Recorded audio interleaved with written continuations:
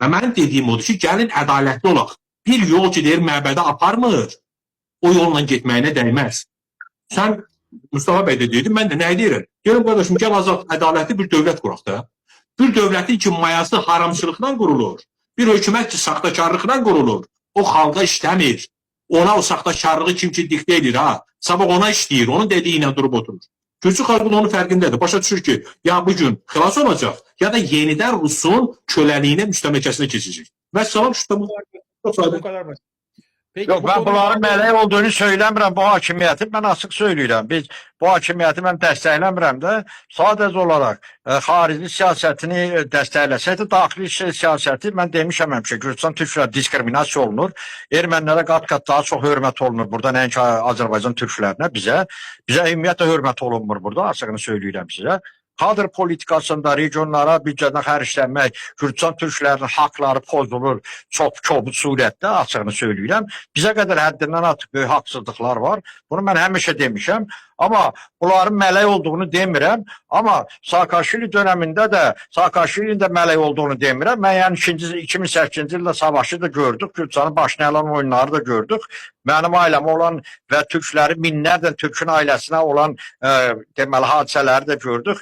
Minlərlə Gürcüstan türkün ailələri soyğunçuluğa soyuldu, paraları əlindən aldı, Məşədi qarı öldürüldü. Kaç dənə yüzlərdən bəlkə də türkləri öldürdülər Saakashvili dövründə. Siz qıraqdan baxırsınız, bilmirsiniz, sizə demokrat kimi gəlir hər şey. Elə bugünkülər də demokrat kimi gəlir. Amma mən orada irəlidə gedən parametrlərdə odur, budur. Mənim milli hökumətimi, yəni 91-ci ildə, 92-ci ildə mənim milli hökumətimi işləbə yıxanlardır bugün orada duranlar. Siz onlara demokrat deyirsiniz, deyin, buyurun. İxtiyarınız var. Biz öyle bir şey demiyoruz Fazıl Bey. Konuyu doğru anlamak lazım. Aslında mesele çok anlaşıldı. Burada eğer Rusya nail olursa emellerine yarın doğrudan yönelecek Azerbaycan'a, doğrudan yönelecek Türk dünyasına. Doğrudan Türk Birliği'ne doğru yönelecek. Biz bunun olmasını istemiyoruz. Bu bizim Türk dünyasının meraklarına zıt bir şey. Siz balaca bir ülke olabilirsiniz. Orada sizin menfaatleriniz bunu Rusya ile yakın olmayı, Rusya ile iyi geçinmeyi gerektirebilir. Biz de bunu daha global bir bakış açısıyla geniş manada hayrınıza olmayacağını söylüyoruz. Dünden bugüne meselesi değil. 100 yıllık, 200 yıllık bir perspektifle baktığınızda Rusya'nın o coğrafyada bu şekilde devam etmemesi gerekiyor. Artık tasfiye olmuş, tamamen demode olmuş bir rejim, iflas etmiş bir siyasetçi profili. Sadece uzatmalara oynuyor. Kuzey Kore'den asker getiren adamdan ne gözlemek olur yani? Kuzey Kore'den asker transfer ediyor. Mustafa Bey, siz Türklere ne deyirsiniz yani? Gürcüstan Türklere ne deyirsiniz? Neyi niyet deyirsiniz siz? Ben diyorum ki Türk devletleriyle birlikte, Türk Devletleri Teşkilatı birlikte hareket etsinler. Türkiye ile birlikte emektaşlık etsinler. Azerbaycan'la birlikte hareket etsinler.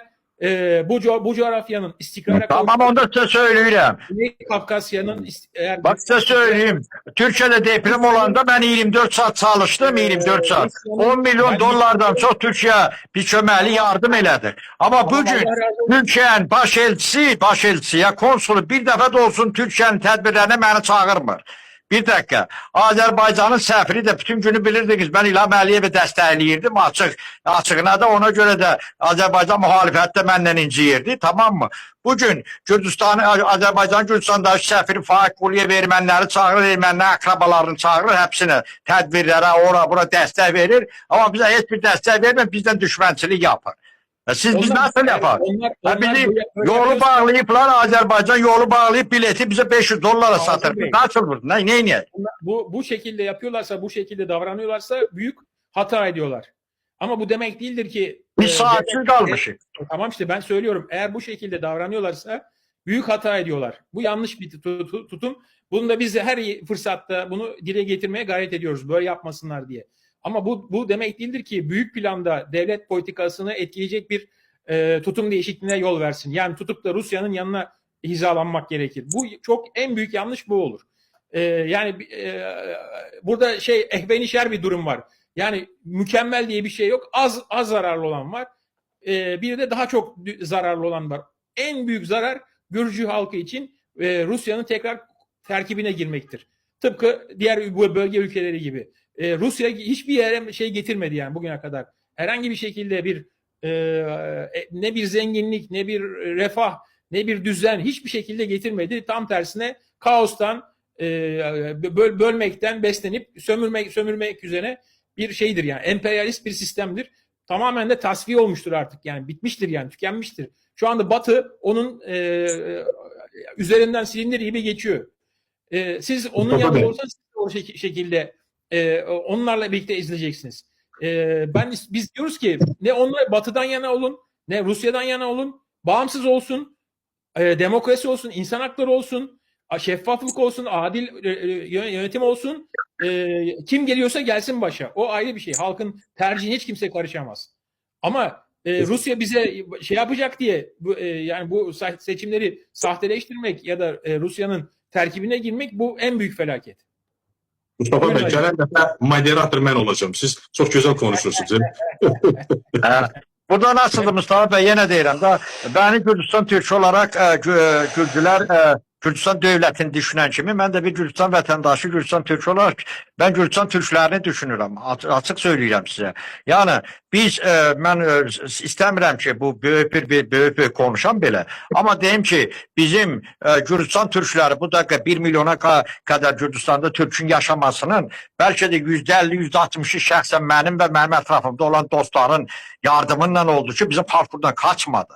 Ona göre ki ben elə bir yerde yaşayıram, Tiflis'in bu da Azerbaycan tarafı olan tarafında.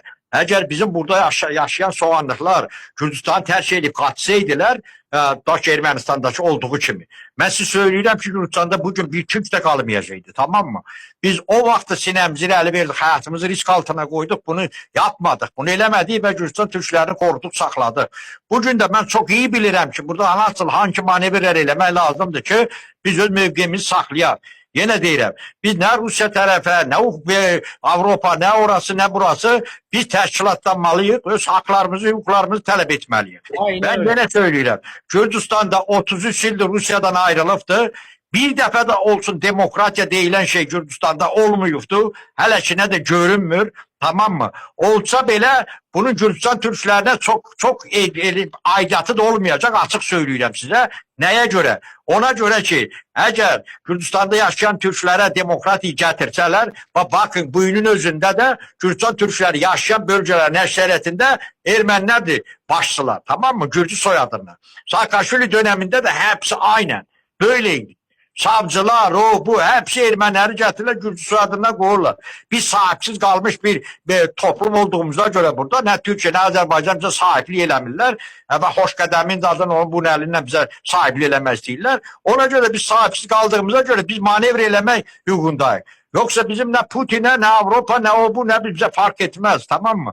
Biz, Ruslar bilirler, Ali Bey demişken vıcivat. Yani biz ölmemek için savaşırıq burada. Yani vətənimizi korumak için savaşırıq biz burada. Tamam mı? Peki. Azər Bey, mən sizin dediklərinizi səmimi qəbul edirəm. Çünki xəbərim var, Gürcüstanda mənim dostlarım var. Sizə də təbii ki, siz kifayət qədər təcrübəli bir siyasətçisiniz. Amma yenə də mən düşünürəm ki, doğru olan təşkilatlanmaqdır. Bizim Gürcüstandakı soydaşlarımıza, qardaşlarımıza bir nömrəli iş təşkilatlanmaq, 2 nömrəli iş təşkilatlanmaq, 3 nömrəli iş təşkilatlanmaq. Təşkilatlanmaq və Gürcüstan cəmiyyətinə inteqrasiya eləmək. O cəmiyyətdən qaçmaq yox, arada durmaq yox, o cəmiyyətin elitası olmaq, önünə keçmək. Sahib məsələsinə gələndə də sahibimiz Allahdır. İnancımız, əgər yaxşı olar ki, əlbəttə Azərbaycan dövləti dəstəkləsin, yaxşı olar ki, Azərbaycanın iş adamları sizi dəstəkləsin. Mən elə bu fürsətdən istifadə edib, bu çağırışı edirəm. Bəli, Azərbaycanın ən əhəmiyyətli, belə də strateji tərəfdaşlarından, qonşularından biri Gürcüstandır. Gürcüstanda bizim mövqeyimiz o zaman güclü olacaq ki, bizim oradakı soydaşlarımızın mövqeyi güclü olacaq. Onlar lazım gələndə bir yumruq kimi bir yerdə bir gücə çevrilə biləcəklər. Dünya dəyişib. Bugün dünya zəifləri eşitmir, güclüləri eşidir. Ruslar da heç vaxt ona yataqlananı, yallananı sevməyiblər. Kim ki onun başına yumruq vurub, ona hörmət ediblər. Əgər istəyirsə ki, bizlə hesablaşsınlar, elə güclü cəmiyyətlədir. Güclü olmaq lazımdır. Ona görə mən düşünürəm ki, ən doğru iş təşkilatlanmaqdır.